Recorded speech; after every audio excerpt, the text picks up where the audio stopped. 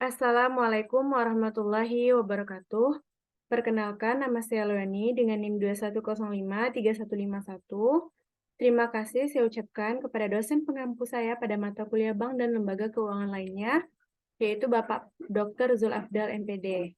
Pada video kali ini, saya akan menjelaskan mengenai beberapa studi kasus yang ada pada bank dan lembaga keuangan lainnya, yang mana video ini bertujuan untuk memenuhi salah satu tugas saya pada mata kuliah bank dan lembaga keuangan lainnya. Baiklah, pada topik 1 yaitu topik yang dibahas adalah mengenai pengertian fungsi dan peranan lembaga keuangan bank dan non-bank. Kasus 1 yang saya sajikan yaitu salah satu lembaga keuangan yang memegang peran sentral dalam mendukung pertumbuhan ekonomi adalah bank. Jadi bank ini merupakan suatu lembaga keuangan yang sangat mendukung pertumbuhan ekonomi.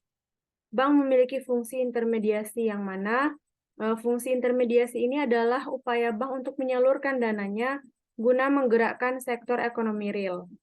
Lemahnya aspek pengawasan serta adanya manipulasi penipuan data baik keuangan maupun non-keuangan. Jadi, kasus 1 yang saya angkat ini merupakan suatu permasalahan yang ada dalam lembaga keuangan yang dalam menjalankan fungsi intermediasinya, yaitu pada bagian pengawasan dan juga sering terjadinya manipulasi ataupun penipuan data, baik itu dalam bidang keuangannya maupun non-keuangannya. Topik yang kedua yaitu mengenai kondisi perbankan di Indonesia dalam berbagai deregulasi. Deregulasi ini merupakan suatu kebijakan. Dalam perbankan di Indonesia sudah banyak sekali dilakukan deregulasi perbankan dari masa ke masanya hingga saat ini. Kasus 2 yang saya angkat yaitu deregulasi di bidang keuangan, moneter, dan perbankan yang telah dijalankan sejak tahun 1983, yang telah membuka kesempatan yang besar bagi dunia perbankan di Indonesia untuk dapat tumbuh dan berkembang. Jadi deregulasi ini sudah diadakan sejak tahun 1983, dan banyak sekali deregulasi kebijakan perubahan perbankan di Indonesia, sehingga perbankan dari awal hingga saat ini semakin maju dan berkembang. Perkembangan ini menyangkut jumlah jaringan kantor bank, produk perbankannya, kualitas pelayanannya juga sudah mulai berubah, volume dan transaksi keuangan yang dihasilkan. Deregulasi perbankan ini dilakukan melalui berbagai sektor.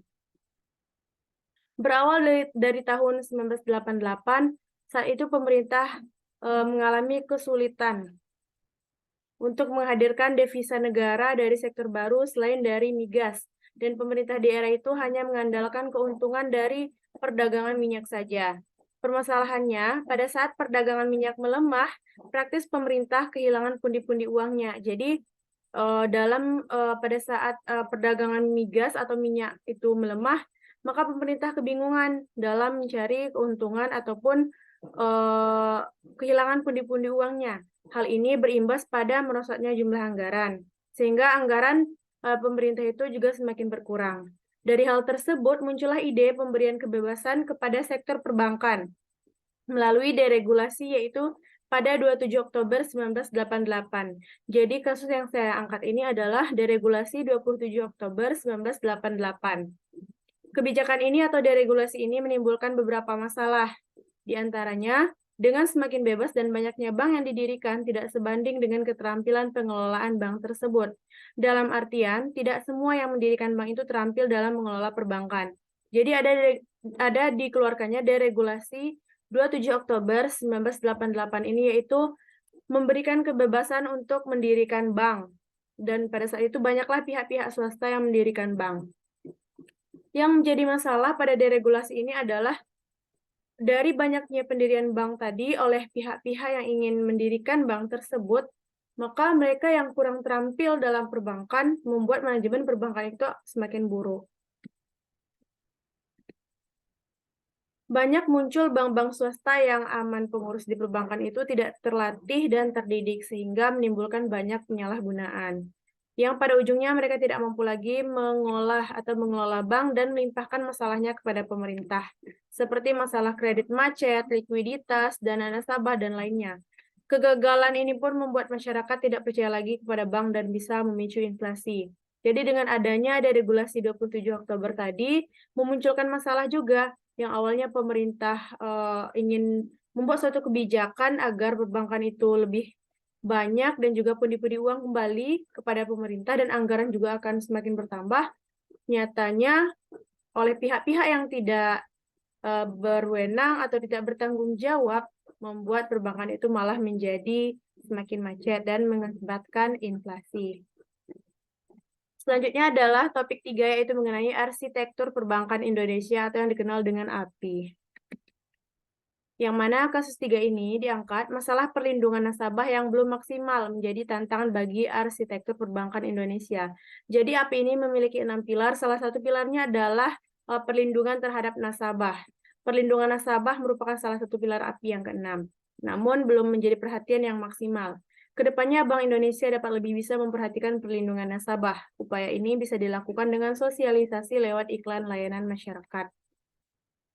Jadi kasus 3 yang diangkat ini adalah permasalahan pada pilar ke-6 yaitu perlindungan nasabah. Banyak sekali nasabah-nasabah yang datanya itu kadang bocor dan masalah-masalah yang belum dapat teratasi oleh API ini. Jadi solusi untuk masalah pada pilar ke-6 ini adalah semakin seringnya atau maksimalnya sosialisasi dilakukan, seperti lewat iklan layanan masyarakat, bagaimana cara menjaga atau melindungi nasabah perbankan. Topik yang keempat yaitu mengenai Bank Sentral. Bank Sentral ini merupakan Bank Indonesia. Lonjakan inflasi menjadi masalah yang kompleks bagi bank sentral di seluruh dunia. Jadi, kasus yang diangkat pada bank sentral ini adalah masalah inflasi. Inflasi terjadi karena gangguan pasok, yang mana pasokan barang menipis di tengah kenaikan permintaan. Untuk mengatasinya, bank sentral melaksanakan kebijakan mengenai suku bunga acuan, yaitu salah satu tugas dari atau fungsi dari bank sentral ini adalah sebagai mengatasi masalah inflasi di bidang moneter, salah satunya dengan tingkat suku bunga. Namun, kenaikan suku bunga acuan di bank sentral di negara lain akan mempengaruhi aliran modal asing di suatu negara. Seperti kenaikan suku bunga acuan di The Fed atau bank sentral yang ada di Amerika Serikat, yang berpotensi membuat investor menarik dana dari Indonesia dan Eropa. Ternyata kebijakan mengenai suku bunga ini tidak selalu dapat mengatasi inflasi. Ternyata pada setiap antara bank sentral di setiap negara itu akan mempengaruhi bank-bank di negara lainnya, seperti bank sentral di Amerika Serikat akan bisa mempengaruhi bank sentral yang ada di Indonesia. Dampak dari kenaikan suku bunga di The Fed tadi akan menimbulkan ketegangan di pasar keuangan di negara-negara lain. Penyaluran kredit akan semakin ketat dan dampaknya akan mempertajam penurunan penyaluran kredit secara global termasuk juga di Indonesia. Dengan menguatnya dolar Amerika Serikat, maka nilai tukar pada mata uang negara lain akan melemah termasuk juga pada rupiah Indonesia. Jadi di saat dolar itu kuat, maka rupiah akan lemah. Pelemahan ini akan berdampak kepada makin mahalnya biaya impor untuk beragam komoditas sehingga barang-barang di dalam negeri juga ikut mahal. Hal ini akan memicu kenaikan harga-harga di negara lain. Maka dari itu lonjakan inflasi tidak akan teratasi. Baiklah, sekian penjelasan kasus yang saya sajikan dari topik 1 sampai dengan 4 pada mata kuliah bank dan lembaga keuangan lainnya. Terima kasih. Wassalamualaikum warahmatullahi wabarakatuh.